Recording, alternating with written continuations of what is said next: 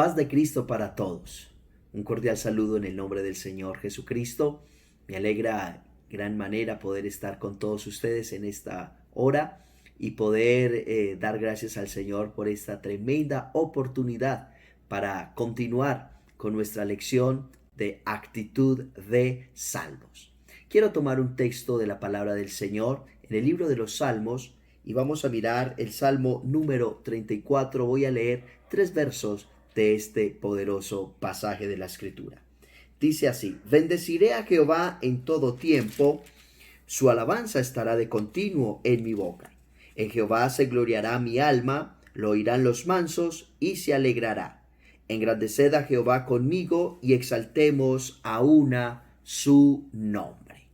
Gracias a Dios por la palabra.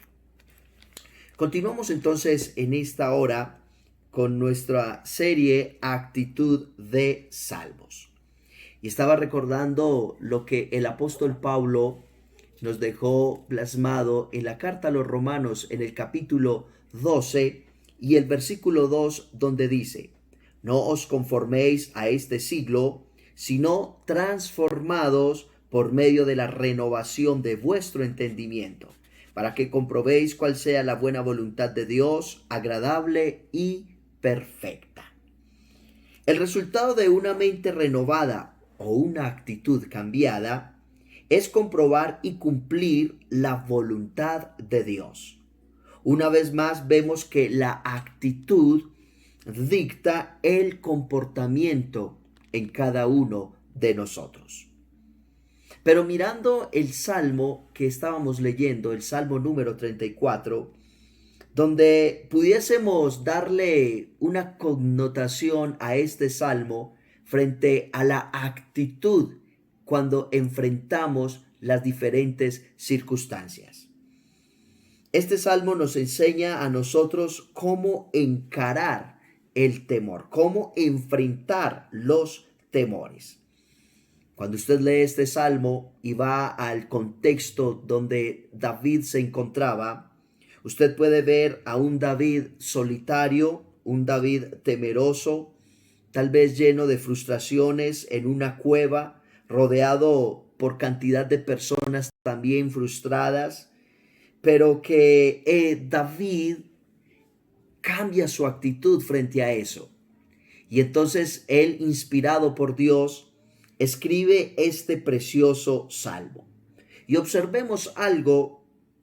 El comienzo de este capítulo, del capítulo 34 de los Salmos, nos permite entender el porqué del éxito de David, aun cuando estaba rodeado de problemas, de circunstancias adversas hacia su vida. El Salmo número 34, en los primeros textos, usted puede encontrar un triple proceso en la alabanza de David. Y vamos a mirarlo. Número 1, la alabanza comienza en la voluntad. Por eso dice: bendeciré a Jehová en todo tiempo. Su alabanza estará de continuo en mi boca.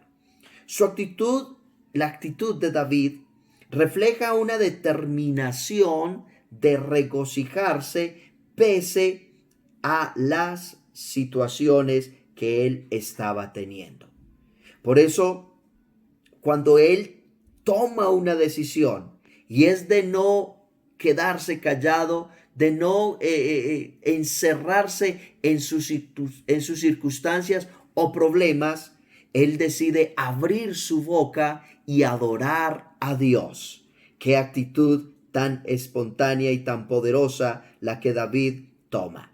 Número 2, la alabanza afecta las emociones. Y escuche esto: en Jehová se gloriará mi alma. David alaba al Señor no solamente porque es lo correcto, sino porque en él había un gusto, una satisfacción en adorar a Dios. Y número 3, la alabanza cuando se hace con la mejor actitud y cuando se hace con el corazón, trasciende y afecta a otros. Lo oirán los mansos y se alegrarán.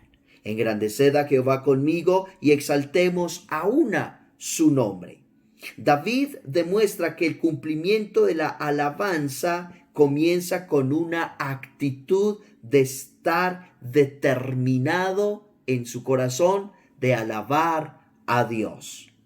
Por eso, cuando usted ve la conclusión del Salmo número 34, allí se registra cuál fue el final del salmista. Allí hay un triunfo que David expresa y él dijo: Jehová redime el alma de sus siervos y no serán condenados cuantos en él confían. Qué lindo es confiar en el Señor. Por eso la actitud de vivir, al igual que de usted emprender alguna circunstancia o enfrentar alguna circunstancia, entonces esa actitud va a determinar y va a dictar tu comportamiento. Alguien expresó y dijo: cambia tus actitudes y cambiará tu vida. Por eso es hora de que hoy te hagas esta siguiente pregunta: ¿qué decisiones debemos hacer o qué decisiones debes hacer para lograr el cambio de actitud en tu vida? En la palabra del Señor encontramos 11 actitudes que podemos elegir cambiar si queremos experimentar transformación en nuestras vidas. Hay actitudes que te van a llevar a una situación de éxito o te van a llevar a conquistar lo que de pronto en tu vida hay para conquistar.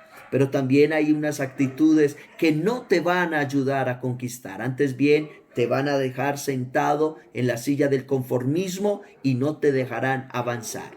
Y yo quiero que hagamos un comparativo de esas actitudes buenas, excelentes que Dios quiere que tú y yo tengamos frente a las actitudes que quizás estamos teniendo cuando tenemos algún fracaso o quizás en este mismo momento que tenemos de confinamiento. ¿Y cuáles son esas actitudes? Tenemos 11 actitudes que quiero compartir con usted. Número 1, la visión. Pero la visión ¿frente a cuál? ¿O frente a qué? Frente al carecer de objetivos. Número 2, la perseverancia frente a la derrota. La confianza frente a la preocupación. El arrepentimiento frente al remordimiento. La paz frente a la tensión. El contentamiento frente a las comparaciones. El perdón frente al rencor. La diligencia frente a la pereza. La humildad frente al orgullo. La compañía frente a la soledad. Y la intimidad con Dios frente al aislamiento de Dios. Y qué bueno es poder entender estas actitudes. Hay una palabra que en el mundo se oye mucho y en la lección pasada la estuve mencionando, y es el pensamiento positivo. Hoy en día oímos a muchas personas mente positiva y dicen no hay que ponerle positivismo a eso. Y no es que sea malo la expresión, pero hay una gran realidad. Hay un grupo de personas que se llaman humanistas o el humanismo, el cual entonces hablan de esta expresión, pensamiento positivo. Pero en lo que yo he podido notar y he aprendido del Señor es que el pensamiento positivo realmente es pensar a la manera de Dios, pensar bíblicamente. Dios no es un Dios negativo. Dios no es un Dios que está retraído. Antes, al contrario, Dios está cerca de todos nosotros. Y Dios es un Dios de visión, de fe y de esperanza. Así que las personas que se cierran totalmente al término pensamiento positivo, olvidan un principio muy sencillo que se encuentra en la palabra de Dios. Segunda carta a los Corintios, capítulo 5 y el verso 17, nos enseña: de modo que si alguno está en Cristo, nueva criatura es. Las cosas viejas pasaron, todas son hechas nuevas. Usted y yo tenemos algo poderoso en nosotros. Tenemos ahora la naturaleza de Dios. El apóstol Pedro expresa y dice que fuimos participantes, que Él nos participó de su naturaleza divina. Así que en ti y en mí hay un poder ilimitado. Y ese poder ilimitado lo produce el Espíritu Santo en cada uno de nosotros. ¿Y para qué está la presencia de Dios en nosotros? Para ayudarnos a cumplir todas esas 11 actitudes citadas anteriormente. E indudablemente esto es lo que Pablo también expresó en Filipenses 4:13, el texto más conocido por todos. Todo lo puedo en Cristo, que me fortalece. Y creo que podemos enfatizar la importancia de tener actitudes y acciones positivas sin caer en el humanismo, siempre entendiendo y comprendiendo que nosotros como hijos de Dios, que hemos poseído la presencia y la naturaleza de Dios en nosotros, debemos de actuar, pensar y hablar diferente a como éramos antes. Y es bueno entender esto de las actitudes. La Biblia nos exhorta continuamente a practicar una actitud correcta, sea la circunstancia que sea. Pero el por qué.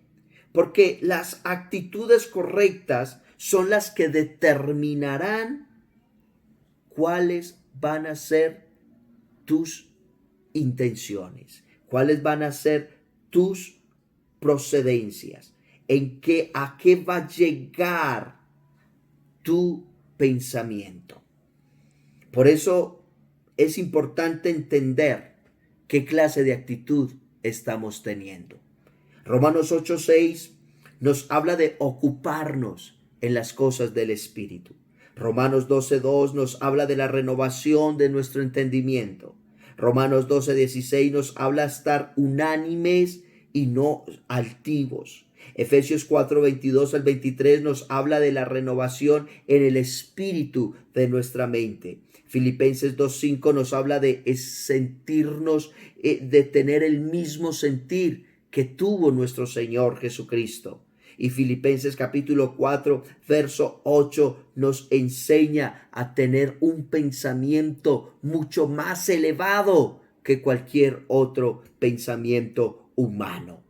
Y conforme usted y yo vayamos avanzando en esta lección, iremos descubriendo los indicadores de actitud manifestados. ¿En dónde? En los personajes bíblicos, en el manual sobre la verdadera actitud que tenemos a disposición, y es en la Escritura. Y por eso, para hoy concluir esta segunda lección de actitud de salvos, yo quiero que te tomes un minuto de tu tiempo y puedas hacerte estas preguntas y puedas preguntarte a ti mismo: ¿he prestado atención a mi actitud últimamente? ¿Cómo considero mi actitud? Tal vez nunca ha sido mejor tu actitud o nunca ha sido la peor. Tal vez has tenido tu rostro hacia arriba, mirando hacia el cielo y pensando en las cosas de Dios con una actitud correcta, o tal vez estás cabizbajo mirando hacia el suelo con la peor de tu actitud. Por eso hoy yo te invito a que reflexiones qué clase de actitud tienes para con Dios, para contigo mismo, para con tu hogar, para con el mundo, para con la iglesia. Te invito a reflexionar en esto y en otra oportunidad continuaremos hablando de actitud de salvos. Que Dios te bendiga y que la paz de Cristo llene tu corazón.